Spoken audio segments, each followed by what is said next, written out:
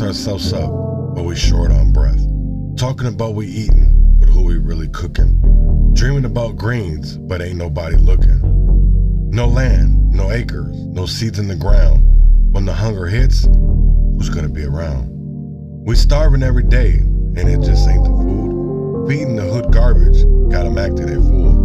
We flossing with rides, stunting with chains, but these bars we spitting just bring more pain.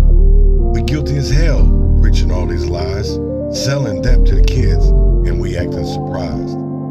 We commercialize the pain, broadcast the grief, tell the youth to hustle, but hide the beef. We glorify the trap, invite them to the flames, just like Reagan brought the crack on planes. Back in the 80s when the streets got soaked, my people, my brothers, all got choked. Reagan said no trades, but we know the deal. He left us in the dirt, man, that shit was real. I was just a shorty watching it unfold, old enough to see how we got sold. War on drugs, but it was war on us. Cops on our necks, no love, no trust. They labeled us thugs, beast on the block, made us kiss the pavement while they cleaned our clock. Prison became business thanks to Reagan's game. Free labor is the truth in America's name. Slavery's dead, man. That's just a word. Read the 13th Amendment, it's still absurd. They lock us in cages, serving time for life. Double digits for wisdom, cutting sharp like a knife. I'm here to say, the chains in the air, it's time we break free, start showing we care. No more flexing for nothing, no more selling out. It's time. Good morning, good morning, good morning, good morning, good morning, good morning, good morning, good morning. I'm the Urban Conservative, your host, and we start this off. We're gonna get into some independent music, and I got No Justice, No Peace, Anthem for the Streets, Part 2, featuring Silky Berry. And with that being said, I'll be right back. Say her name, say his name. Justice for Jasmine. Say her name, say his name. Justice for Jasmine.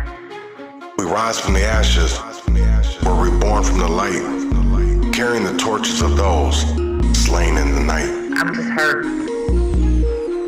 Justice for Jasmine. Say her name, say his name. For Brianna, for George, for every name left unsaid, for the daughters and sons, the undaunted dead. Say her name, say his name, let their stories be known. Let their legacies live in the seeds we've sown. They criminalize our existence, they demonize our youth. Yet still our culture, our rhythm, our truths. But we see through the lie, we know the game. They fear our unity, our strength, our name. Amanda was a poet, Desmere was a king. Both stolen too soon, before their songs could sing. They lived as warriors, though the world denied. And now they march beside us, immortalized. The revolution's alive in the hearts of the young, in the beats of the drum, in the words on our tongues. It's in the murals painted on decaying walls, and in the chants that rise when another one falls. This isn't about hate, it's about a dream deterred. About the promises broken and justices unheard. It's about redemption, about equity's light. Say her name, say his name. About reclaiming our power, God-given right. I walk through the hood and I see him, potential untapped, dreams that bird. Say her name, say his name. Brilliance wrapped in traps. Streets whisper story of those who came before. Say her name, say his name. A rebellion's wave and victory scored. Say her name, say. They try to erase us, but we won't be erased. Our history's written in the stars and space. Say her name, say his name. I'm just hurt. Justice for Jasmine. Say her name, say his name. From the pyramid of Kemet to the cotton fields, our resilience is a weapon no system can wield. Say her name, say his name. Say her name. To the confused soldier who lost their way, to the queens who forgot her name. They're the light of day. This is your reminder, your battle. Say her name, say his name.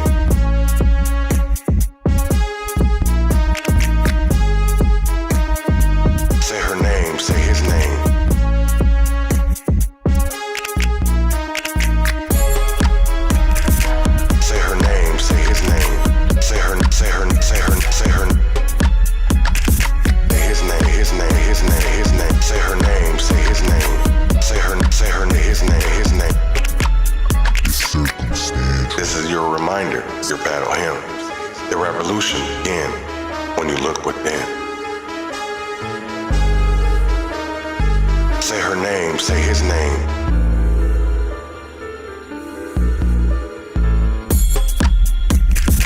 Say her name, say his name.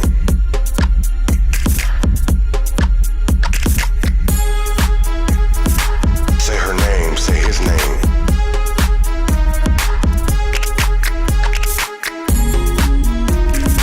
Say her name, say his name.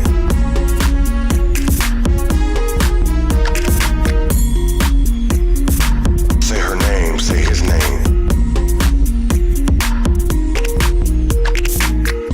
This undercover Say her name, say his name. going on, and this pack going on, and it's still killing our kids off and everything else. Say her name, say his name. That's how I feel.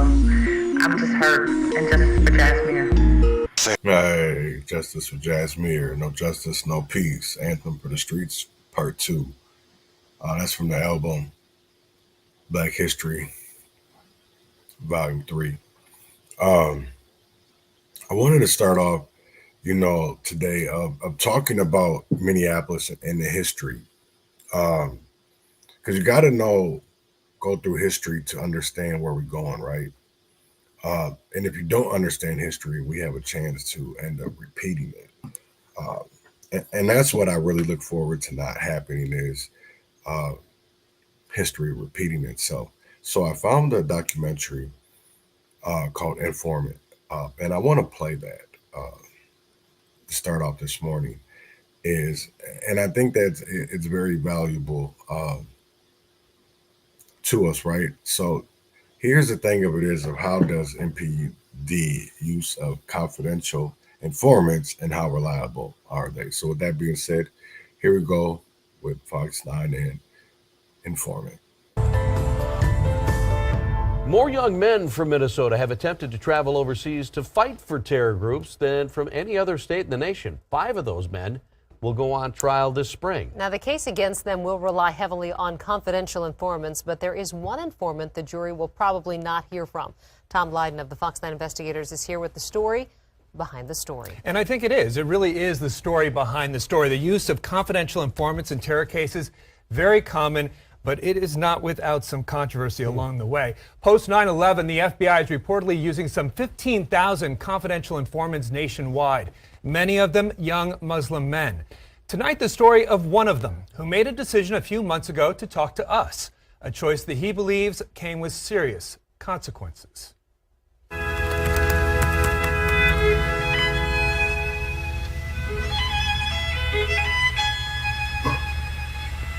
A few times a day, Tony Osmond turns on classical music, sits down in his kitchen, and gets high. And he claims gets better. For me, it mainly relieves the nausea problem that I have, because after every meal, I'll vomit. He has an autoimmune condition and smokes medical cannabis in liquid form through a vaporizer. It costs him $90 a day. How stoned do you get? Well, this stuff is actually a lot weaker than the stuff that I was making myself. Stuff you were making yourself Yeah, was better. so the stuff I was making myself was better. It was more potent, and it was a higher quality. This is the first room, which was just a vegetating room.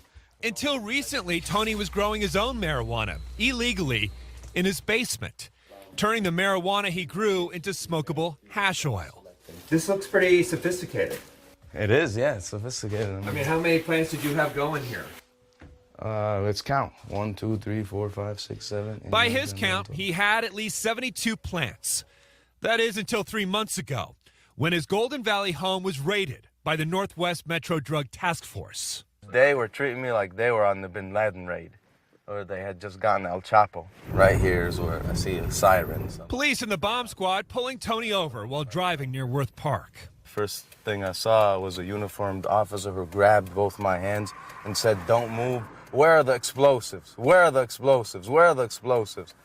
There's a reason police were cautious. As Tony will tell you, terrorism runs in his family. But Tony believes the raid was really retaliation because for about a year, he'd been a paid informant for the FBI. Do you believe the FBI knew you had a grow operation? Yes. Did you tell them you had a grow operation? Yes. They told me, well, all we care about is extremism. Tony says he first approached the FBI nearly 2 years ago with a detailed conspiracy theory involving the murder of his father in a staged car accident 30 years ago in New Jersey. But the FBI wasn't interested. So Tony went back last June to show the FBI elaborate timelines and charts showing how Tony was an accidental tourist in the world of global terrorism.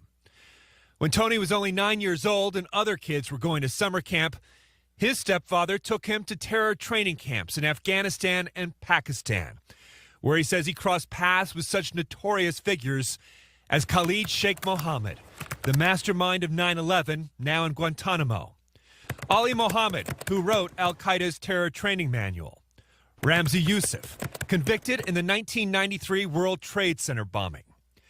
Tony's stepfather, Khalid Ibrahim, is an unindicted co-conspirator in that case and became an immigration sponsor for another key figure, a radical cleric named the Blind Sheikh, Omar Abdulrahman, who spent a couple months living with Tony's family at their home in New Jersey. I heard him with my own ears in our living room issue a fatwa that it's okay to blow up the World Trade Center building, but it's not okay to blow up the UN building. Tony admits the FBI laughed him out of the office. Really? Come on now. The Blind Sheikh? But 2 days later, after checking his family tree, they invited him back. And then they picked up a picture. Do you know this individual? I was like, yeah, it's Aimee Bock. Aimee Bock is a cousin on both Tony's mother and father's side. The two have known each other since they were children. The FBI captured Bock 8 years ago, leaving an al-Qaeda training camp in Somalia. Bock was held for 3 months in secret prisons overseas before he was released back in the U.S. Now living in Minnesota, Bock is on the no-fly list because, according to Homeland Security, he represents a threat of conducting a violent act of terrorism and is operationally capable of doing so. And yet, as the Fox 9 investigators uncovered, Bock was able to get his Class A commercial driver's license, allowing Bock to drive semi-trucks and school buses. Yeah, they're super interested now. Now they're like... Tony says the FBI paid him $2,000 a month for an entire year in cash. His code name, Griffin. The assignments first started like, get us this phone number, get us that phone number. Go make contact with this person. Go pray in this mosque. Go pray in that mosque. Bock introduced Tony to many of the young Minnesota men now indicted on terror charges. Tony, who's a personal trainer, even helped them get in shape. But they would not listen to Western music. They would play ISIS songs for the workout music. His FBI handlers gave Tony a wire to record dozens of conversations. Tony even took this surveillance photo at a local mosque, showing 3 of the young men now indicted on terror charges allegedly watching jihadist videos on an iPhone with Bock, who is hidden from view. Zakaria Abdurrahman and Anad Musay have pled guilty to terror charges. Guled Omar in the middle goes on trial this spring with 4 others. But as Tony was spying on the suspects, he was also recording his conversations with the FBI, recordings we've listened to in order to confirm Tony's story. I was just following up with you. I got the addresses. The FBI won't confirm or deny that Tony Osmond was a paid informant. That's no surprise. It's standard operating procedure for the Bureau. For his part, though, Tony says he grew disillusioned with his undercover work when he kept seeing the young recruits indicted, the pawns in the game as he saw it, instead of the puppet masters, the ones really pulling the strings.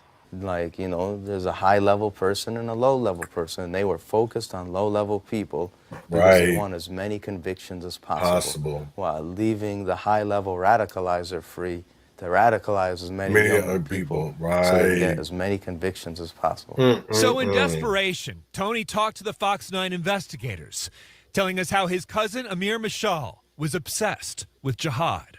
Did he say whether he would ever do jihad in the United States? He didn't specifically say, I'm going to do jihad in the United States, but he told me that it's his right to do jihad wherever he is. And if the enemies of Islam trap him in Dar al-Harb, in the enemy land, that all options are open to him. Michelle's attorney with the ACLU calls the allegations rehashed, false, stigmatizing, and says if it is true that Mr. Osmond was a paid FBI informant, as he now claims, that only indicates he had a monetary motive for his behavior. On the car ride, Amir was listening to The Blind Sheikh. After Tony's interview with the Fox 9 investigators, he says the FBI cut him loose. And that's when he started his grow operation. He suspects the drug raid on his home 5 months later may have been payback. They got the green light from the FBI to destroy this whole house and me. According to police reports obtained by the Fox 9 investigators, it was a carpet cleaner who had been in Tony's home to clean up a water leak who tipped off police to Tony's grow operation. But those police reports also reveal the drug task force was well aware of the Fox 9 story. We're concerned Tony's cousin and stepfather were terror suspects, and by the photograph of Tony as a 9-year-old with the RPG launcher.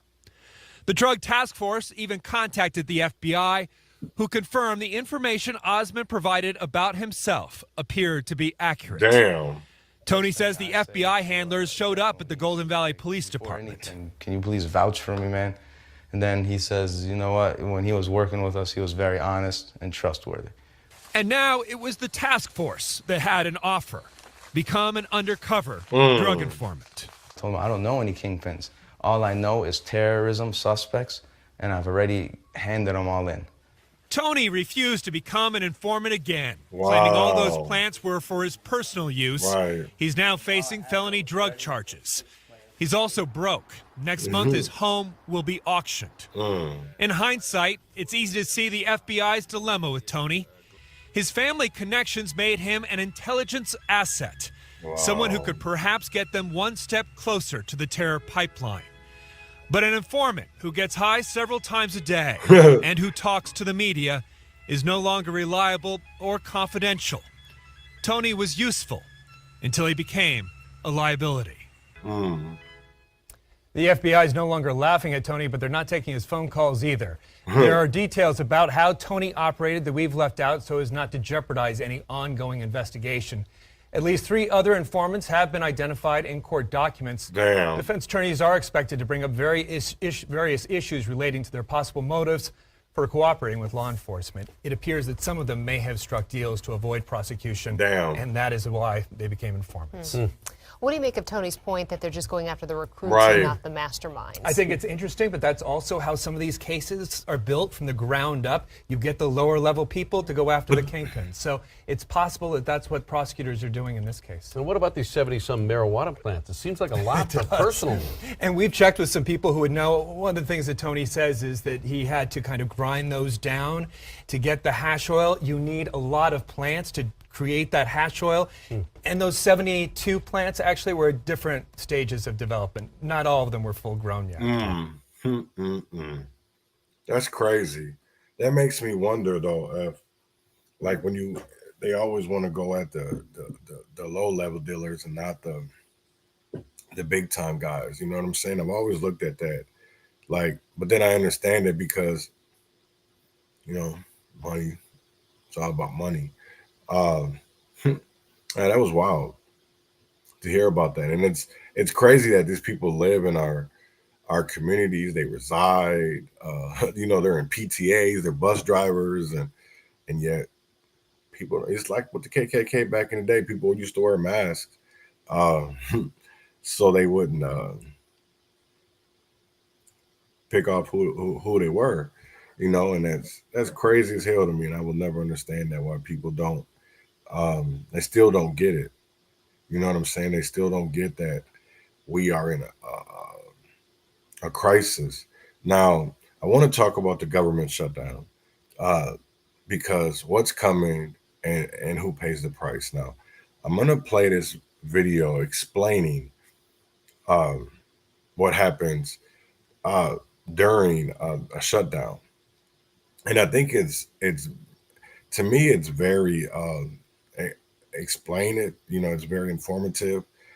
So if people listen, you know, and maybe take notes, because I will tell you like this, is that a government shutdown possibly will probably not happen tonight. or today. But just know that there was a lot of things still at play, even though there might not be a government shutdown. You know what I'm saying? And that's what I want people to remember. So listen to the government shutdown 2025. Welcome to Talking Points. I'm Esme Murphy. We are talking government shutdowns. We're going to take a look at the threat of imminent shutdowns on both the federal and state level, and we'll take a look at the larger picture of why these threats keep happening. For the immediate threat, the U.S. House on Tuesday narrowly passed a $1.7 trillion spending measure, sending it to the U.S. Senate. The measure keeps the government funded through September 30th at fiscal 2024 levels, while increasing military spending by $6 billion. It cuts non-defense spending by $13 billion. 60 U.S. senators, including a number of Democrats, need to vote yes by Friday night, or the government shuts down this weekend. Joining me now is Professor Larry Jacobs from the University of Minnesota's Humphrey School. Thank you so much for helping us out here. Good to be with you. All right. Your thoughts about this possible shutdown that could happen in a matter of days? Well, first off, it's really quite an accomplishment that the House was able to pass the budget resolution. They had literally just one vote to spare, and the Republicans unified around the budget resolution. Of course, Donald Trump threatening to unseat from the Republican nomination any Republicans who voted against it helped a lot. So that's a big accomplishment, and I think that increases the possibility of avoiding the government shutdown. But as you said, the work now really starts in the Senate.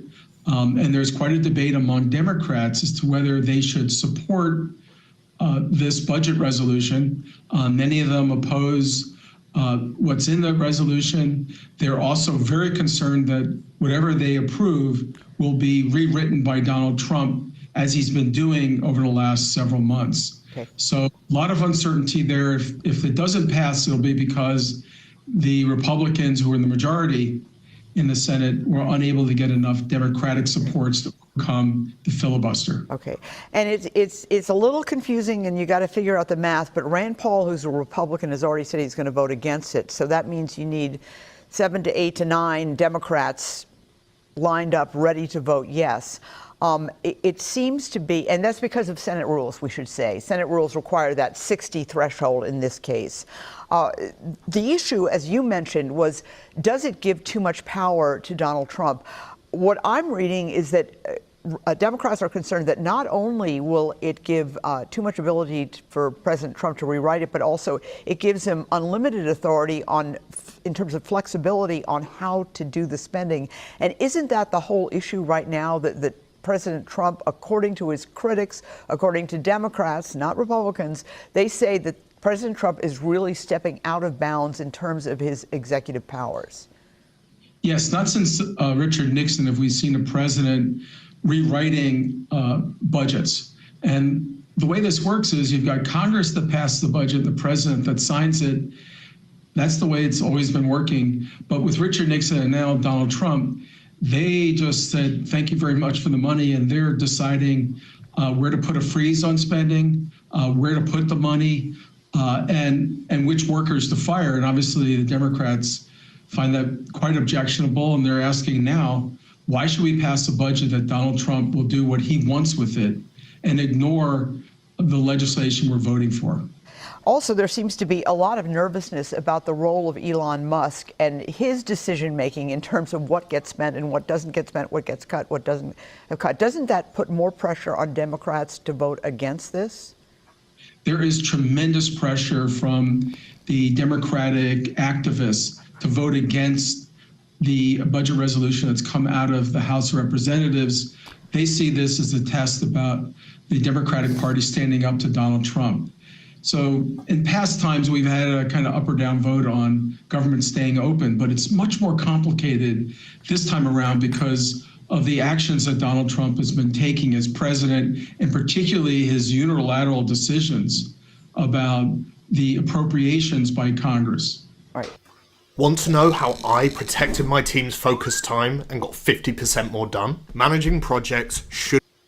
We're going to put up a graphic here that shows what's going to close, what's going to shut down, who's going to temporarily lose their jobs in the event of a federal shutdown, and also what's not affected. Not affected would be the U.S. Post Office Service, Social Security checks, Medicare, Medicaid payments. The last federal shutdown was under President Donald Trump, and it lasted 35 days, which was a very long time. In terms of the pressures with federal employees don't get a lot of love in general, but it seems they're getting a lot more love these days because of what they're going through with the presidential cuts and also with DOJ. Yes, there's no doubt that the Democrats have been rallying around federal workers, tens of thousands of which have been fired or put on leave by Elon Musk's so-called DOJ and Donald Trump's executive orders. So there's really quite a bit of pressure on the Democrats to stand up to Donald Trump and not vote for this bill. There are also Democrats who say that the party needs to rebuild its image and it shouldn't be on the side of supporting a government shutdown, which would happen. They didn't support the package. Do you think that this is going to keep, even if we get through this hurdle, do you think this would fund the government through September? Are we going to keep seeing this under the Trump presidency? The second to last shutdown was actually also under President Trump for 3 days in early 2018. Yes, I think this is going to be a pattern we're going to see about the fights over budgets. And in fairness, when the Democrats were in the majority in Congress, the Republicans held up their budgets, and there was quite a bit of fights over it. So this is kind of standard procedure. I would say it's more intense this time around because of Donald Trump's presidency. In terms of, let's talk about the state of Minnesota, because once again, we're hearing threats of a government shutdown. The state legislature this year, this is one of the budget years. Every other year it's a budget year. They've got to pass a balanced budget by the end of the legislative session, or else they go into special session. And they've got to have a balanced budget by July 1st. Otherwise, the government shuts down on July 1st. What do you see happening here? Because there's not a lot of agreement, and the margins are even narrower than they are at the federal level. Yeah, the bottom line in Minnesota is that the House of Representatives is tied 67-67. That means that you've got to have bipartisanship. And so far, we've seen no sign of that. We've seen the Republicans, when they've had the chance, pushing an agenda that's pretty familiar from Donald Trump, including cutting back on the diversity, DEI programs and education, and other steps to cut back on spending. So it looks at this point that we have some very locked in partisan members of the Capitol who are not in the mood to compromise. Now let's add in a few other factors, one of which is that the budget forecasts are coming in and showing that Minnesota's current and then future is looking darker and darker. In fact, in 2 years, the projection is Minnesota have a $6 billion deficit. So that's hanging over this session as well and creating some real anxiety among both parties. And in terms of a state government shutdown, the last state shutdown, July 2011, for 20 days, there was a lot of pain involved with that. You know, parks closed, a lot of government offices closed. Do you think it could happen again this year? Absolutely. In fact, I'd be surprised if the legislature, particularly the House, is able to pass a budget. A 67-67 tie means that any one legislator can cross the line. But party is so strong that it's keeping each party pretty unified. So it's going to be a test. Thank you for of party explaining loyalty. that. And remember, we don't really know yet what the consequences of what's happening in Washington. If Republicans decide to, let's say, cut Medicaid spending by 10%, that would all of a sudden carve a $1 billion hole in Medicaid spending in Minnesota, and that would need to be tackled. So there's just a lot of unknowns in a period of very intense party disagreement. And that you mentioned that Medicaid spending, I mean, that you're so right, that is looming over us, and it's more than $1 billion per year. So we'll have to see what happens with that. Larry Jacobs, thank you so much. We really appreciate it. No, that is big, because I don't think people fully understand. It's like in the House at 67-67. I don't honestly believe you're going to get one Republican or one Democrat to flip sides their vote. You know what I'm saying? So they're going to stick along party lines. Now, if it's a bipartisan bill where everybody agrees, and that's where I don't see it. You're going to have to either, this is the way I see it in the House, right? They're either going to agree on it 100% or they're not going to. You're not going to get that one person to cross the line. You're not. I don't care what anybody says, because we're talking about political careers here. We're talking about political livelihoods. And that is big business. Regardless of what you want to say, that's big business. That's big business. I'm going to say that again. You know what I'm saying? Like, politics is big business. Just like I seen this morning, and I'm other people have what should I say? Been saying things about this before, and now it's like other people finally want to pay attention or be like, oh, we got a problem here. No, we've been at a problem. It's that some of these niggas take money, they get their own reparations. That's what's crazy. They get reparations to take care of them and theirs, but they don't get reparations to take care of everybody. That's why I say these niggas really need to look at these people weird and funny, because what are they doing besides fattening their pockets? So this is the post that I wanted to talk about, and Jonathan Mason this morning. So he made a post and said Eliezer Darris is getting paid $233,668 to let out criminals back into our communities that are harming people. They're focused on helping illegal criminals and immigrants that have committed crimes to get out of jail, and ignoring black folks' pleas on getting out of jail. I don't trust Eliezer Darris because I know him personally and know he's a phony. That little story of him killing someone innocent himself, now he's done changed his life around. Story don't got men fooled. He's a sellout black man wanting to be a white liberal white man, and while he got tons of black men in jail, they're focused on illegal immigrants and not black folks. And this organization came from the U.S. doing the work in Minnesota longer before a dude popped up selling out, trying to sound like Carlton from the Fresh Prince of Bel-Air, shut down the Minnesota Freedom Fund. Oh, I 100% agree. I want to show you something, right? Because literally these people make money. I don't think you guys can see that. We'll make it higher. So look at Eliezer, $233,668. That's the co-executive director. The other one, she made $332,000. Jeff, the finance director, $148,000. Yana, deputy executive director, $100,000. Shonda Baker, and now she's the interim executive director. Now I want you to know where she comes from. That's the Minneapolis Foundation, Shonda Baker. That's another high-powered nonprofit, and that is their there she goes right here. Shonda, Minneapolis Foundation. You can't see because it's so, but yeah, right there. Boom, bam, wham. Nobody ever wants to say nothing. It's like I don't understand it. And then these people wonder, like, damn, why do they get so much money? Because at the end of the day, who's going to stop them? You know what I'm saying? I want people to honestly know who's going to stop them. Who's going to stop them? Oh, damn. Todd Western, Eliezer Darris. Todd Western, whoever you are, I'm going to go on his profile real quick. It's, I don't know what dude is. I don't know if he white. I don't know what the fuck he is.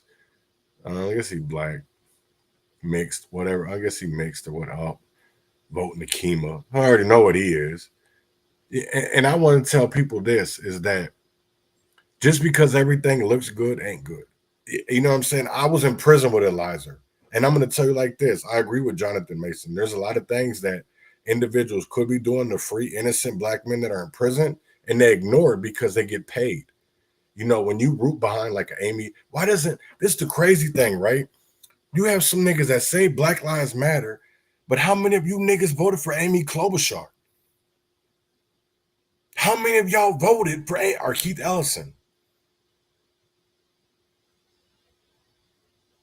I'm waiting. And you know what's crazy is another member of the Minnesota Freedom Fund was Leslie Redmond. She wasn't paid, but it's Leslie Redmond. That's one thing I would never understand, man. It's like I sit here and I look at these. The only reason why you're able to live like that is because of donations.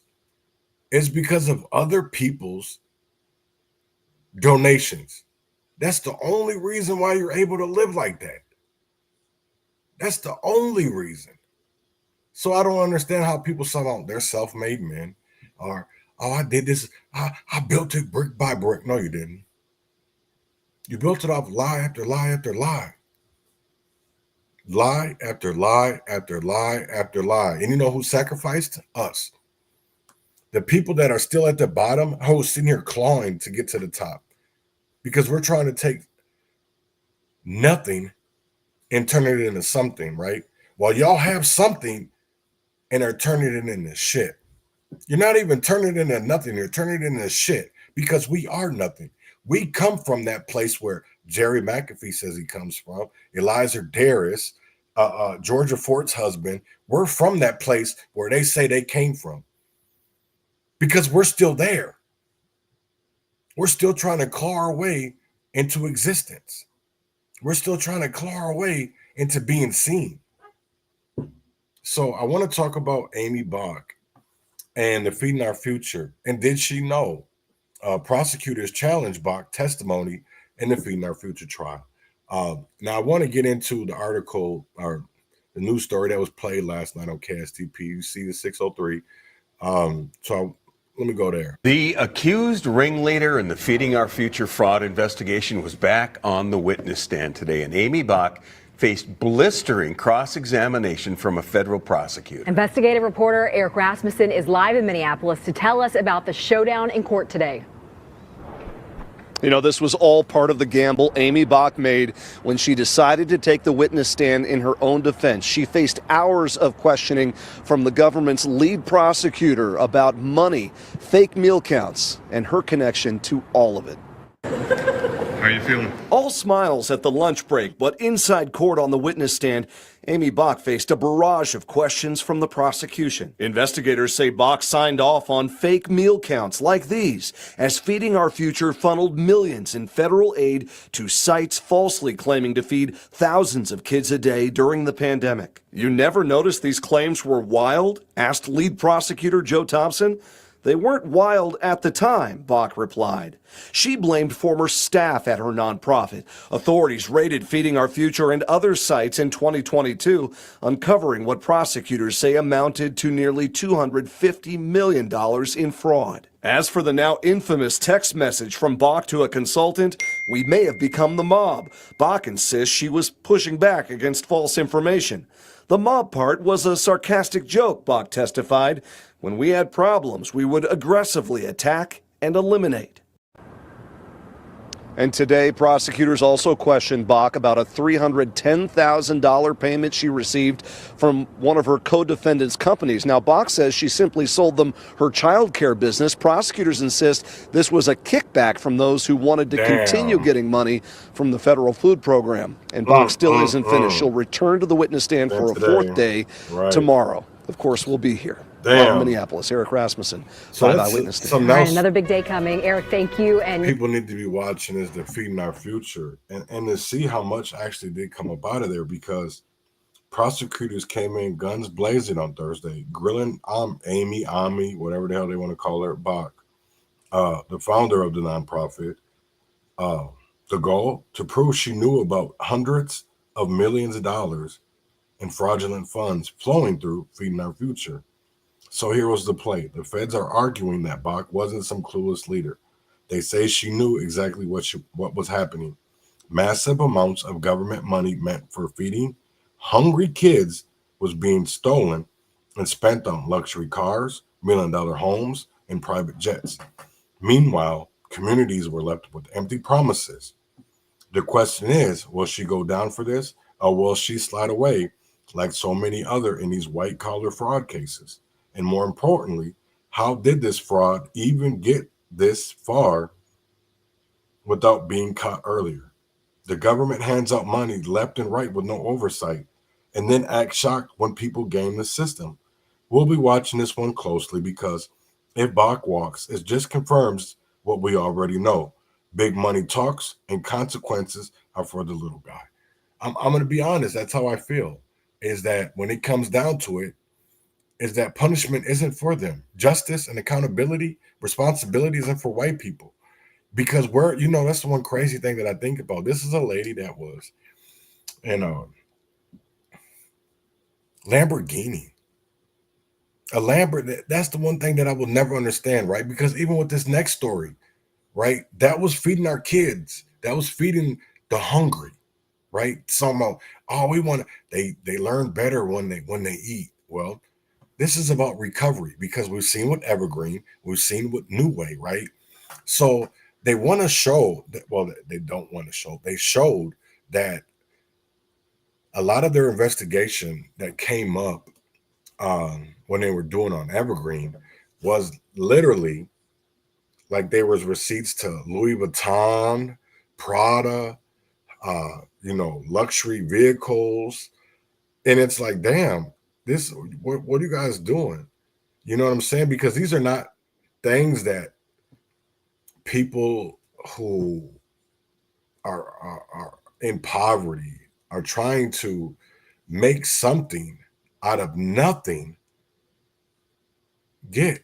And I don't understand that. So I want to go into, and because there was a lot of receipts that the FBI had, or has, I shouldn't say had, and are trying to hold people accountable. But see, my thing of it is like Tony Osmond said, it's like they only had this, and I want to talk about the FBI because, there's claims, but who allowed these people to do that? Because I will tell you this, without their enablers, they wouldn't be able to do this. They wouldn't. So how are they helping politicians? If we're not going to get the major players, if we're not going to get the people that allow these individuals to do these things, there's no point of this. There's no point of making headlines with, I'm not saying that Feeding Our Future wasn't big, but what I'm saying is if you don't want to go after the people that was allowing this to happen, then what are we going to court for? Because I will tell you right now is that 70 people are charged, and this, number one, it's bigger than 250 million. And then it's just not Minneapolis, St. Paul, Faribault, Rochester, because in St. Cloud, you have to go to Duluth, you have to go to Jackson, you got Blue Earth, you got to go to the areas that have a lot of immigration and be like, wait, look what they were doing. Because I will tell you this, they had 21 sites in a 1.8 mile radius, and they were feeding more kids there in the whole state of Minnesota. So what does that tell you? That people are getting paid to look the other way.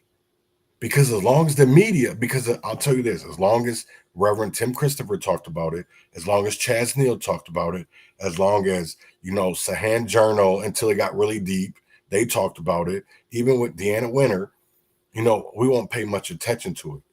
But then when charges came, boom, bam, wham.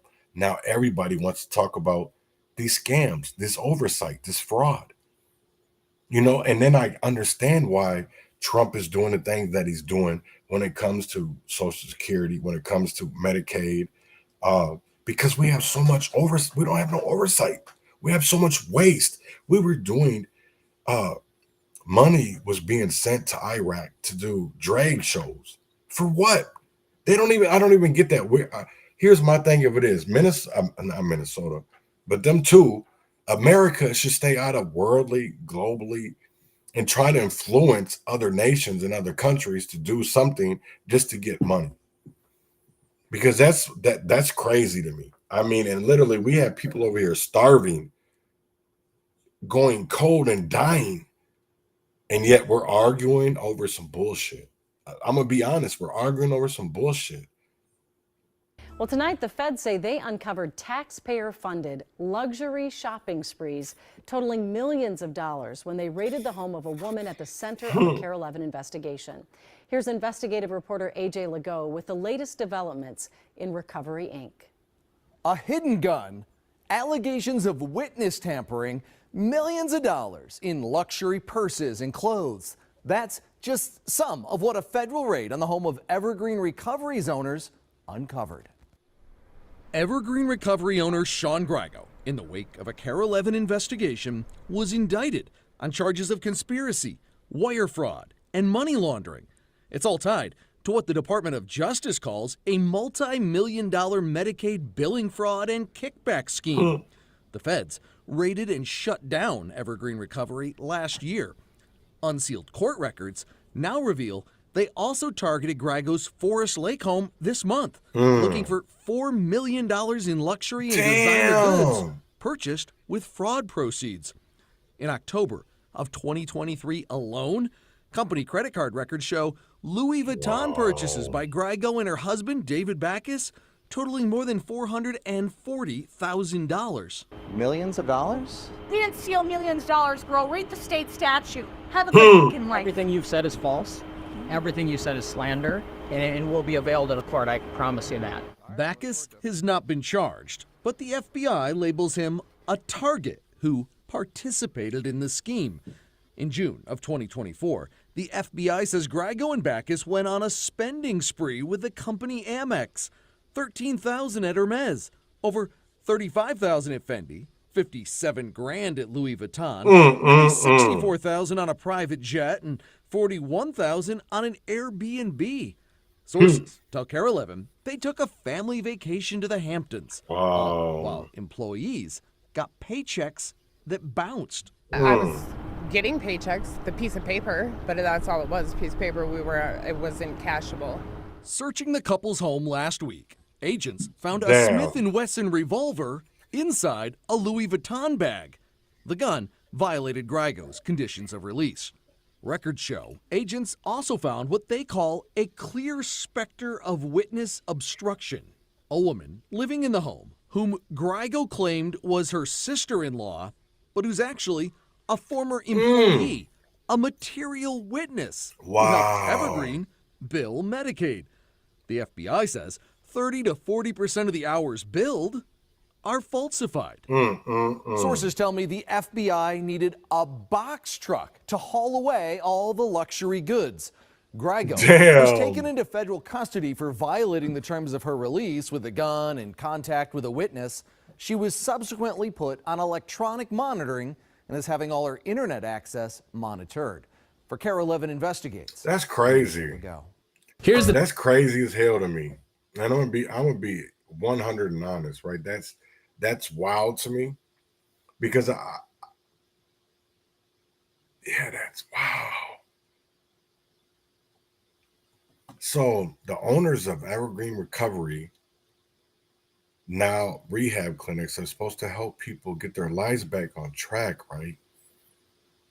Not these guys, according to an FBI search warrant. They charged over $10 million in luxury expenses and their company credit cards, private jets, designer purses, and all the flashy lifestyle nonsense that money screams, right? I don't get that. Off of taxpayer money we're talking about. Funds meant for addiction recovery and mental health services. Instead, it got funneled into high-end shopping sprees. It's the same story over and over. Government programs meant to help people turn into gold mines for the people running them. Meanwhile, real people in need get left in the dust. So here's the real talk. How many more of these scams are out there? How deep does the rock go? How deep does it go? Because I honestly want to know, while you have Tim Walz going down to Des Moines, Iowa, and doing some kind of, I don't know, town hall, blah, blah, blah, whatever the fuck he wants to call it. Why aren't you sitting here doing town halls in your own communities? in your own neighborhoods. I don't understand that. We're sitting here suffering, and most people aren't even paying attention. They're not paying attention to our struggle, our strife. I don't understand that. I don't get that.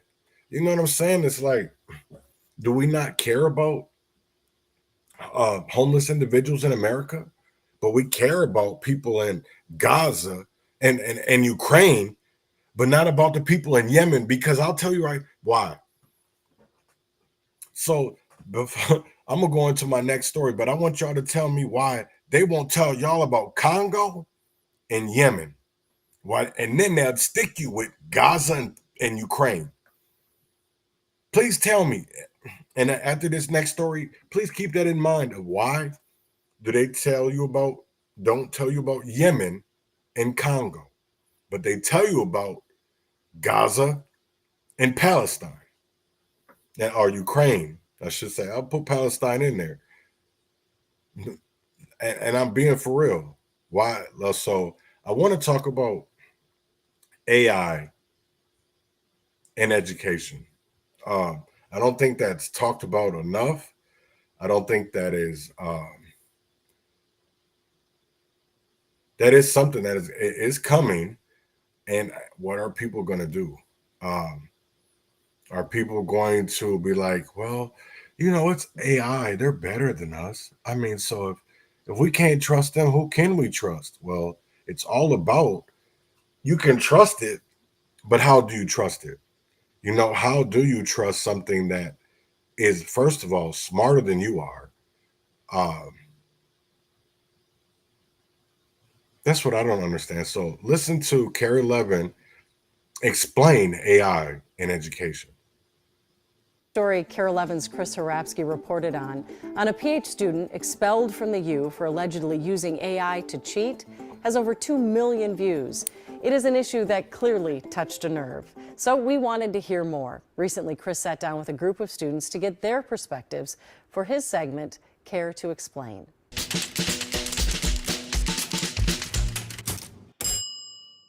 What percentage of your friends use AI to cheat regularly?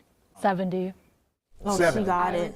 In these online asynchronous classes, I'd say like 80. Yeah. In-person high school classes, probably 20. How many of you know of a classmate who's cheated using AI? Put your hand up, please. Okay. So many. It's ubiquitous, right? In my case, personally, I do use AI, but I use it as more of like, help make me a study guide based on my notes. Because then everybody learns in different ways. And you know how you learn best. So if your teacher gives you an article and you read it and you don't understand, and say you learn best from a video, you can look up like, give me a video on this, so I can watch a video. Everybody can tell. If you full prompt, copy paste, you can tell. So cracking down on that. And then my favorite method of getting students not to use AI is making them use AI in class and seeing how unreliable it can be. A teacher of mine... so proving it. A teacher of mine had us do some research and have it write an essay, and then he gave us that, and we fact-checked every detail and went, you know what, this can be really inaccurate at times. I think that maybe it should be like taught in class or something. Everybody here is in agreement that AI should be taught in class. 100%. And what I feel like, going back to the Bloomington community, that's where I'm from. Bloomington is like leading the charge in using AI ethically and with integrity. I'm just gonna give a quick shout out to Ms. Jody Bang. She had came into one of my AVID classes, advanced via individual determination, and teaching us how to use AI with integrity. So it builds on the classroom instead of using it as like in that original way of learning, where learning is memorization. We're using AI to help people think. So imagine a classroom where students are thinking and teachers and students are working together to enhance their knowledge and refine their own ideas. And that's how AI is being used in Bloomington. And I also feel like in schools in general, like we don't have any way to be taught about how to study. Yeah. So maybe being taught how to study with AI would help. So much of learning, and I didn't even get this till I became like 30 years old. Learning is about seeking and reasoning, right? You have to understand it for yourself. Does AI assist in that, seeking and reasoning? Or does it completely shortcut it and cheat it for you? It can if you know how to use it. It can do both. Yeah, I think it could. I feel like it's like a root of human perception. Just like the way people use AI, that just goes back to your personality. And Right.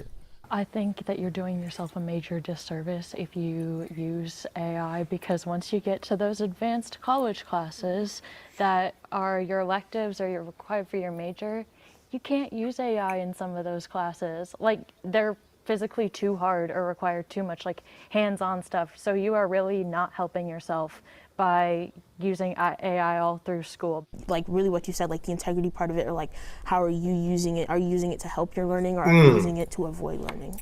Right. Chris also talked with Very educators good. and leaders in the artificial intelligence industry. Whoops. Their focus is less on cheating and more on the opportunities to use AI to make learning more engaging for students. You can hear the whole conversation streaming right now on KARE 11 Plus.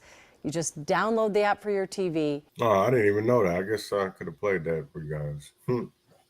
Wow, that's wild. Who would have ever thought? Because I would tell you like this, is that a lot of individuals, a lot of people don't understand about AI and what does that mean for the lower level, the lower people, right? And to be honest, I say this all the time, people are going to get left behind because AI is not for everybody, right? You can either cheat to get ahead with AI, or you can use AI to learn. It's quicker to, and this is the things that I do. I use it to learn. You know what I'm saying? Here's the things of it like that I do. I read bills with it. And I've explained it's not only but just bills, but with 990 forms too as well.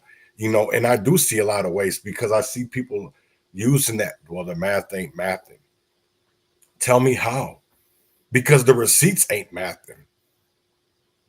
You know what I'm saying? Y'all keep on saying that the math ain't mathing when it comes to Trump and Elon. Listen, I'm not a supporter or a voter, right, for Trump. So honestly, I'll tell you like this. I wasn't voting Democrat.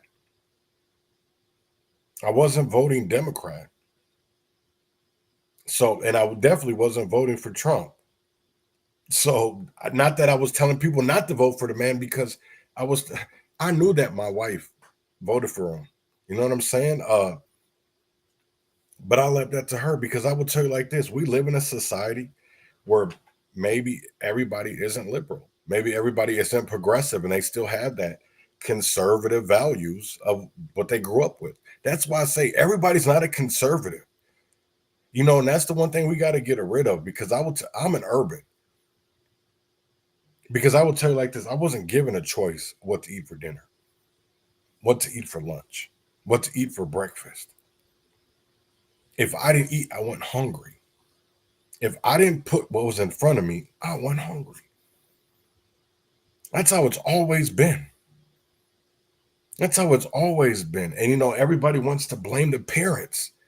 You know, honestly, I can't put it all on parents, because I will tell you like this, we have certain individuals or certain situations where you have to look at policies. Did policies allow this to happen? Because you can't blame the parents. This is what I say, right? When I look at, you know, Marvin Haynes or Mayan Burrell, do we blame the parents? Those are kids. Those were kids when they were charged. Do we blame the parents for that? Because here's the thing of it is, with Marvin, he was at home. So do we blame the parents for that? Because he didn't do nothing. He was being a child. He was being a kid. I don't understand. It's like everybody wants to be gung-ho about, you know, we need to do more about the kids. We need to do more about these crimes. Okay, we can't. Here's my thing of it is, and I'm going to say this, right? We can't we can't erase the mistakes of the past, right? We can correct them, but we can't change them. We can make a difference now. We don't have to walk that same path that we once were on. And what I mean by that is, you look at our political world, right? You see Walz is not even doing anything in Minnesota, but he's doing something on a national level. He's doing I don't know what the fuck you want to call it, a road trip of town halls and conservative, I shouldn't say conservative, but Republican areas. Because I would tell you like this, that I live in a conservative district, a Republican district, right? But I'm not like them because the same things, I'm not a Blue Lives Matter person. First of all, I'm not gung-ho on the police. I'm not gonna, I live around people that will call the police on dogs. Dog, what the fuck? So first of all, the levels of danger is completely different. The levels of crimes are completely different. You know what I'm saying? I mean, I literally can walk around Grand Meadow, and I mean, the craziest thing I'm probably going to see is what I seen last year, is that cow breaking her free from the butcher shop, or maybe some wild ass fire in a farm.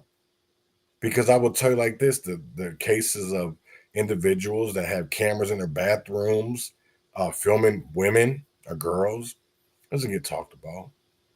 The fact that you had a field full of wind turbine parts and people were getting paid, they don't talk about that. They don't talk about that. They don't talk about things that matter. They don't talk about things that, yeah, I will just say that because there's a lot in America going on right now that when it comes to, no matter if it's government shutdown, no matter if it's talking about DEI, no matter if it's talking about trans rights, gay rights, it doesn't matter. We're in the same, I feel like we're in the same rut that if you look out through history, no matter if it was the women's suffrage movement back in the 1920s, right? You can go back to the Emancipation Proclamation back in the 1865s, or the 1860s, I'll just go there, right? So you had the Civil War, you had Reconstruction, you had Jim Crow. And where are we as a country? Because I would say like this, I feel like, you look through history, and yes, we got through, the Emancipation Proclamation, we got to the civil rights, we got through Reconstruction, we got through the bus boycott, segregation and all that. But honestly, where are we? Are we better as people? Because I will tell you right now, I was on this. Damn, you know what? I'm going to pull it up because this shit, it really baffled me, right? It really, really, really, it fucked with me. So there was a post in Red Wing. If people don't remember, Keith Ellison was supposed to go to Red Wing to speak. And he didn't go. There was disruption, I guess, I don't know, chaos. But when you come to find out, it was school board members that were just elected. And it's like, wait, what are y'all doing? Do y'all care about what the kids want? Because I will tell you right now, I don't agree with Keith's policies. I'm the last to agree with Keith, right? I don't agree with most of the shit he says.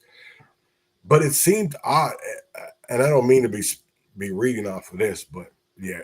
But it did seem odd to me is that they never gave the kids a chance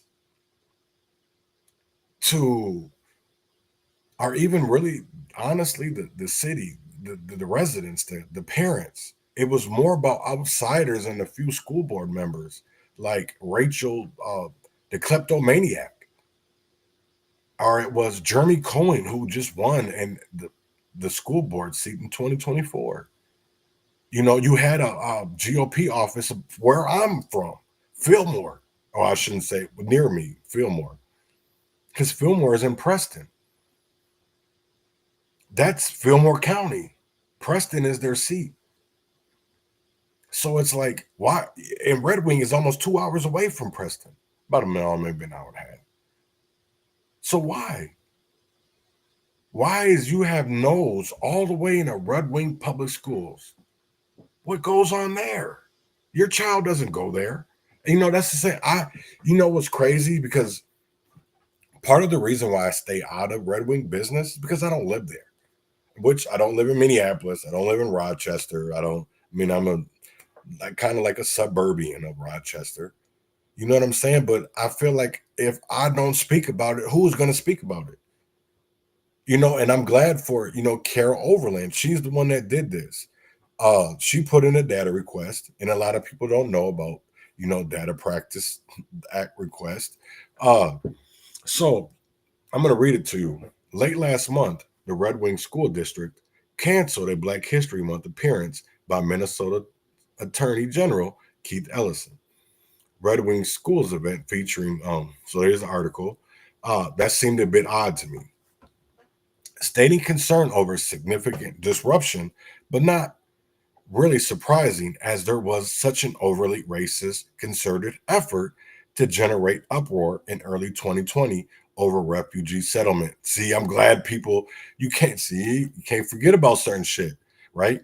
But the furor raised was intense. The generation of concerns of significant disruption and seeing the baseless presumptions on our Red Wing Convo page, it was something that needed a look-see. So I fired off a Data Practices Act request to the school district. Remember, folks, you can do this. You can too do this. So thank you, Carol. Let's give it up for Carol Overland. To the school district. It's easy and rewarding. All responses are linked at the end of this post. Yeah, that's crazy because we all can do this. We all can do this. And I learned not so much directly from Carolyn, but I've had conversations with her and Alan Mueller. And we don't agree on everything, but honestly, at the end of the day, I feel like I think Alan is a Bernie Sanders, and maybe Carol is too, but there was a lot of things that in Red Wing that when I needed something or some information, Alan and Carol, even though I disagreed with maybe, and they disagreed with a lot that I did, but when it came to knowing things, I think them two could definitely put aside their bullshit. And I'll just say bullshit because I put them aside mine too, is that and get to the goal line, right? So after reviewing what emails came in, the cancellation looks like obeying in advance, caving to ugly sentiments and name calling rather than cancel AG Ellison, cancel culture, anyone. I'd publish the emails to hold writers accountable for their actions. And yes, there is, because I want people. So here's the data request, right? And I'm going to look into it, but this is some of the emails, and I've gone over some of them, right? So this is Rachel Schultendorf. This isn't her email, but it's showing that she was committed of a crime. That's, we can't get away from that. There's no way. So here is her email. Hello. I would like to understand what the content of Keith Ellison's speech next week will include, and if it has been previewed by administration. I am very concerned as a board member and a parent and this is a Republican talking, that he is highly political, controversial, and divisive. Choice tab speak to our staff and student body. So you can see that wasn't the only one. You also had another one come from Reed Bowman. This is to the principal. Josh, I hope that you find that bringing in Keith Ellison as a speaker is the most indoctrinated thing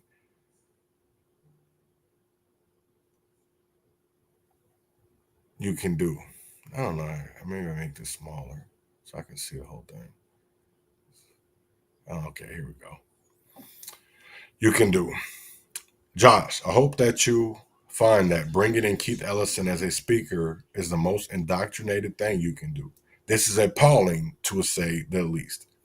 Why not bring in someone that doesn't have a liberal agenda that you support? How about you bring in local African Americans to speak on Black History Month instead of pushing your agenda on our community through your personal beliefs? Sickening, to say the least. I also will be mailing the school board. Thanks for nothing, Reed. Now, Reed, as I see it, I don't think he's somebody that if I remember who Reed Bowman is, I think that's somebody that actually doesn't live in Red Wing. They live around there. But definitely isn't somebody that lives there. So I was really shocked, and there was another one from, actually, you know what? Let's get into actually, there's a lot. So I'm just going to go get into so here it is where he was invited. And that actually, when they asked Keith Ellison to come out there and speak for Black History Month, I think he was supposed to speak on the next to the last day. So it was Thursday on the 27th. So they asked him January 23rd, and Craig Morris, I don't know when I know they responded on the 23rd. I don't know when Craig Morris from Red Wing Public Schools, when his email was to Keith Ellison asking. I could probably see that on, maybe it was the same day. But that is the day that he was supposed to. Maybe I can see it on here. So that's 2/4. So it says, hi, Craig. Maybe that's the day he emailed them, was on January 23rd. And they emailed back saying, hi, Craig, thank you for inviting Attorney General Ellison to speak at your Black History Month celebration. I appreciate your patience following up on this request. He would be glad to join you all. Please let me know and what you need on our end, and I have the date and time saved on his calendar. So this is from Alex. Actually, I don't have a problem with Alex. I think I've met her once or twice. And these I think are supposed to be gone, the pronouns, but it is what it is. So basic information, the blam, blam, blam. That's when all that was. Episode was January 23rd. Okay. Yep. All right. But that's all the things. Craig Morris. Everybody knows Craig is. But here's an event description. Is Dear Mr. Ellison, it has been some time since we last communicated when you offered me an HR position in your organization. See, this the thing of it is, right? And there's some things about this that I don't 100% agree with, right? Because I will tell you like this, Josh didn't invite Keith Ellison. Maybe he had discussions about it, but he had conversations with Craig Morris. Now, Craig is supposed to I believe, is a part of the Black Student Union. And they wanted to, I bet you if I read the email more, it'll come up. Bless up, Mike. Hey, do you know if Craig, if you're listening, Mike, does Craig still is the head of the Black Student Union in Red Wing? Or is he a part of that? Because I know that when we talked I think it was last month, when a lot of this was going down, you had called me and, we had talked for a few minutes or whatever, but you said something about not being able to go to a Black Student Union meeting. And I believe that Craig Morris, another Black man, was the one to get you out. So I just thought that was weird. But I did see that his name is really not brought up, right? So it was about 1 hour and 15.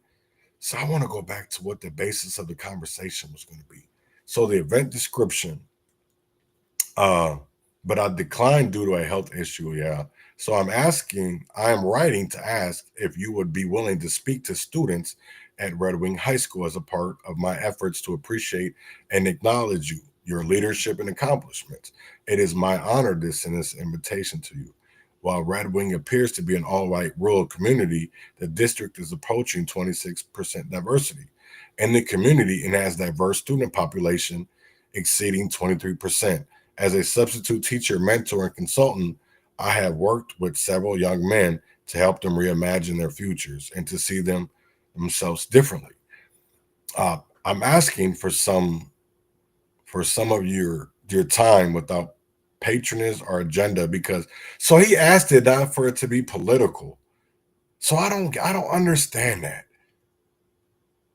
I cannot offer much in return other than mileage, a small stipend, and coffee and in a vision. So really, it wasn't. I see a lot of people are getting on Josh, the principal, But I don't see a lot of people are going to Craig Morris, because when he invited Ellison to come out there and speak, it wasn't about politics. And I seen throughout the comments and some other things that people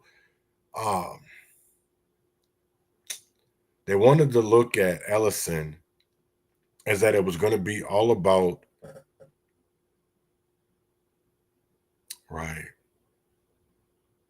So here's another part of the emails before it became public. So Rachel wanted to see that it was divisive. And that's the thing of it is, right? Because Craig, when you read Craig's event description and what he wanted it to be about, he wanted it to be about away from his political, without patronage or agenda. So if you're asking it for it not to be about certain things, and then yet you have individuals like a school board member making it be political when they've already asked Ellison not to be about your patronage or your agenda. So people can see that differently if they want to. Okay, Trey is the head, and Craig is a substitute. He was advising them. See, that's what I thought. And then, as I'm reading this more, I see that like Josh is a scapegoat. I will say that. But what I didn't understand is why weren't parents going after Craig and really honestly seeing what Craig was telling? Like, I know that Amber has got a video up about Rachel, and this is before, I think sometime before the Black History Month event. Right. Oh, yeah. Craig is there. And a lot of people don't know that's Beth Berdeen's brother. He's the first Black mayor in Minnesota, in Lakeland, Minnesota. That's another thing people don't bring up. And again, I don't have problem. I don't know Craig. I've never met him, blah, blah, blah, whatever. But I will tell you like this is that you can't be, I don't care about his little numbers, 23%. And we're up to 33. Listen, man, you have so much racial discrimination and bias in Red Wing that it's ridiculous. You have parents not being listened to. And then I have to really give it up to some parents that, don't deal with maybe the racial incidents. And, there's a lot of, right. I think the same thing. I think because they're different last names, she's got Breeden and then he's got Morris. But if you look about wasn't the dad's last name Morris when it came to Red Wing, who was head of the Red Wing HRA? He's the one reason that their family is the reason why Red Wing even has an HRA, why it was started. So there's history there. And I'm just saying that like people really need to look at this deeper and understand, because I will tell you like this, and everything that I've read so far, there should be no reason that Brent Kohler is a coach at Red Wing High School. I don't know if he still is. Brent should have a motherfucking thing to do with those kids. Rachel, she shouldn't work at Mayo Clinic, and she shouldn't definitely not have a vote, because just like with Nicole Mitchell, that's why I don't understand it, but then I get it, right? No, I don't, because she's a Republican, so I don't get it. Is you literally have the Republicans asking for Nicole Mitchell, who's a Democrat, to step down because she has burglary charges, but you have a person that's a hypochondriac and she pled guilty, and we're not asking for her removal.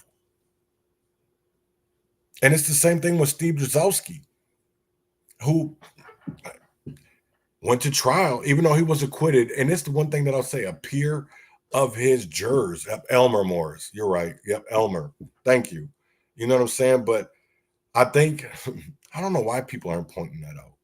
I don't know why. It'd be maybe nice to know that people point out that Beth Breeden and Craig Morris connection, because that's really wild of how you see. Because here, I will tell you this, right, is I've seen Liz McGill's name brought up. She's cool, Rachel. Then you got to look at Beth. Beth is also cool with Liz. I think I don't know.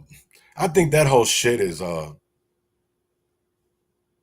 think that shit is weird. Oh, okay, so Kohler. All right. I knew some of the names, Because it's like, even with that have came up in this article that she had wrote, there was like Sarah. I'm in a group with her. I know who she is. She's from Pine Island. She's a Republican. So it made me wonder, like, damn, there's a lot of people that were, here's Brent's emails, you know, and I know another one that was brought up. And I mean, to say the shit she was saying was disgusting. I'm not even going to front. It was honestly disgusting. There goes Vern. There goes, that's from Fillmore County. I'm going to see if I can get to her. But she literally, Diana Freeman, I believe her name was. But the shit she was saying, it was gross. You know, and it's like, why do we allow individuals to say shit like this? So it goes read.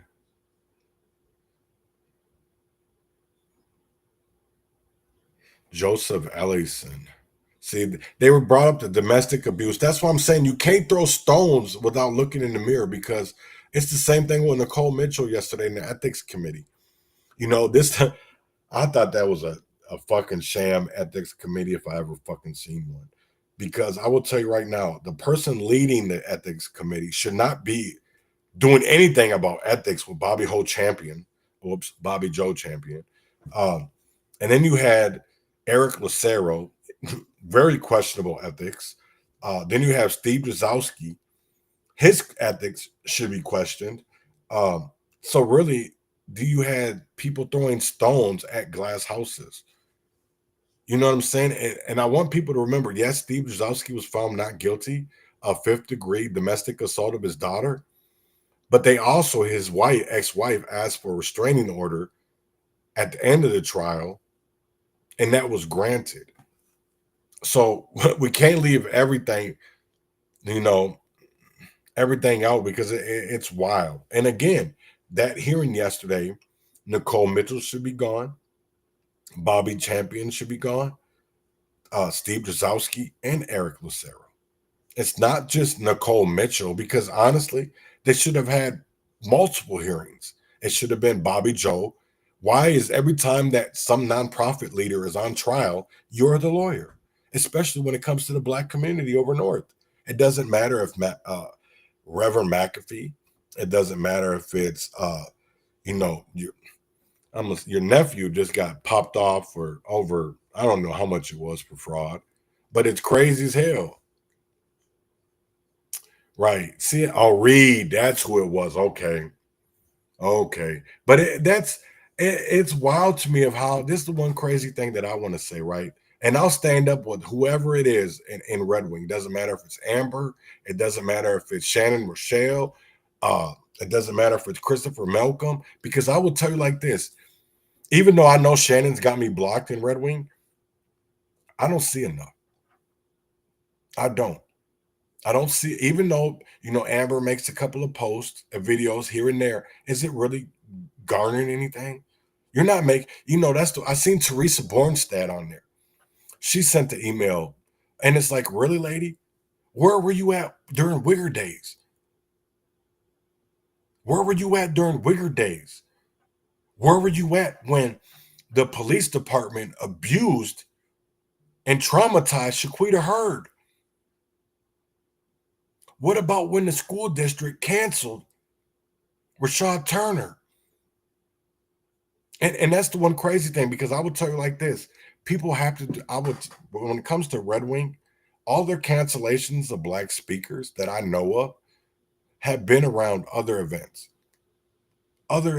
Because I would tell you like this, when Rashad Turner got turned down, canceled, it was because people in the community, and I'm sure it had something to do with politics, that he was a part of the Mall of America, right? And then you had Jamar Clark. Nobody wants to talk about those. Why? John Thompson's been to Red Wing and spoke. They didn't say nothing about his politics, but I will tell you, most people didn't know nothing about John Thompson. They knew him as being Philando Castile's friend, best friend. That's all they knew, until they didn't need him anymore. Then you found out they wanted to expose his past.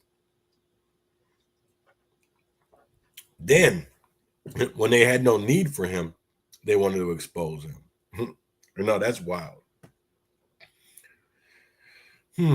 So it's even the same thing. I mean, it's like, how do kids feel? Because I will tell you like this, right? Being somebody that would, here's Teresa Boy, that's crazy as hell. Not Keith Ellison. She just shook her head. And this is Lynn Torgerson. So she says, please do not use Keith Ellison as a speaker. He is not a good example. He is an Antifa supporter, which rioted and burned down large portions of Minneapolis, which is not good government. He was a member of Nation of Islam, headed by Louis Farrakhan, who espoused hatred of white people and Jews in Israel. He has been a keynote speaker for CARE fundraiser, and CARE, the Council of American Islamic Relations, is named indicted conspirator to funding terrorism in the 2008 Holy Land Foundation trial. That's true, which resulted in convictions for sending $11,000 to the terrorist organization Hamas. He sued business owners for simply working during the COVID lockdowns, a wrongful act by government against its own citizens, and many other reasons. Please find an honorable American supporting speaker for the children. I don't get that shit. I will say this. I don't even agree with Keith Ellison in a lot of ways. You know what I'm saying? Because I understand when it came to Timothy McGruder. I understand when it comes to Philip Vance, Marvin Haynes, and then this conviction and review unit. Why don't you want to do it? Because so much will come out about the Metro Gang Task Force. Like, are we literally trying to hide shit? That's what I literally think we're trying to do, hide things, right? So this is from Diana. Born a girl, goes to Red Wing High School, changes into a boy. I guess they blocked that off. I don't know whose name, maybe somebody's name. What is wrong with this picture? And having Keith Ellison speak at your school, look at his record. Keith Ellison got a special invite to speak at the Assembly for Black History Month. Why choose such a controversial, polarizing speaker? I think, that's the one crazy thing. I don't know if people honestly looked at Craig Morris's event description, because that's big. That, to me, that's, you have to go back and look at this, because that's big. He asked for it to be not patronage and an agenda. So if you're telling him just to come in here and speak to kids about his story, about his, this is the one thing. When it comes to Keith Ellison's story, he's got a hell of a story. I'm not going to sit here. The same thing with Eliza, the same thing with a lot of Black individuals. They have a story, and it needs to be told. But what also needs to be told is the railroading you've done on certain individuals and communities to uplift your political career. Right. See, and this is the thing. So Craig ends up going into, during the past 20 years as Minnesota's first Black mayor, I also want you to understand this is not a request simply because of your ethnicity. I am reaching out to you because of your character. I don't know about so much about that. Your integrity, your intelligence, and pathways in life. That's when he was saying he couldn't offer much in return. So it makes me wonder again, why were these people trying to make it political? And the person that invited Keith wasn't trying to make it political. He wanted it to be about the hurdles in life to get where he was at. This is somebody from Rochester, Minnesota, concerned for the welfare of your high school students in Red Wing. I'm fucking done. And these kids may as well be it or a worm, born as a girl, changes into a boy, and lives as a boy. You need to have them check themselves in the General's lockdown ward at St. Mary's Hospital in Rochester here too long with all of you. God damn. Are you people serious? Do you know that this guy is a Muslim? What the fuck does a Muslim have to do with it? Do you remember what okay, so if we're talking about Red Wing, Minnesota, can we not talk about Wigger Days? Did not a whole high school have a homecoming week where it was racist? where it was racist. You know what I'm saying? Like Wigger days, there was a whole lawsuit. So again, I don't understand it. It's been a hell of a week. I hope that people watch Defeating Our Future because, you know, again, like I said, that, and I'm kind of glad Tony Osmond talked about that, is individuals never, they always, when it comes to the FBI, right. That's very true. I will say that, Mike. Thank you. Because a lot of those emails were from people who don't even live in that district. That's the reason why I didn't get involved. Because to be honest, I didn't get involved, and maybe I should have. You know, that's the one crazy part. I should have got involved. And because I didn't, I kind of feel like, you know, there was blame and scapegoats were thrown around. And honestly, for what? Because I bet you the Bun Man was in it. What did he have to say about it? But again, he's at a point where he can't say shit. And he knows he lives in a liberal town. He knows he lives in a liberal town. And the fact that his niece or his daughter, whatever she is, Kayla, I think that her name is showing his true colors because he's too scared to. This was a man, Hanish Bakery, that I would send emails to and would never get a response. I had to go chase this man down to get a response. And then he said he was scared of me. I never talked to him, but yet he said he was scared of me. For what? You're a fat ass white man. What you scared of? You weigh more than me.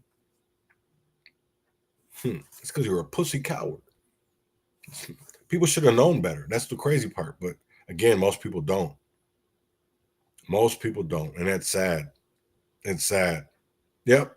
It was the overlay for the underplay. And I'm sorry, I don't agree with Josh. You know what I'm saying? Because even looking into his background, it was stepdaughter. It was crazy. You know what I'm saying? It's crazy. You know, when you looked up Josh, you seen that he was a part of Ed Allies. That is oh man, there's so much that we could go on to this because there was a lot of connections here. Even when it came to these letters that didn't want Keith Ellison talking there, it was really weird. You know, Sarah's a big player in the Republican Party. So is Vern.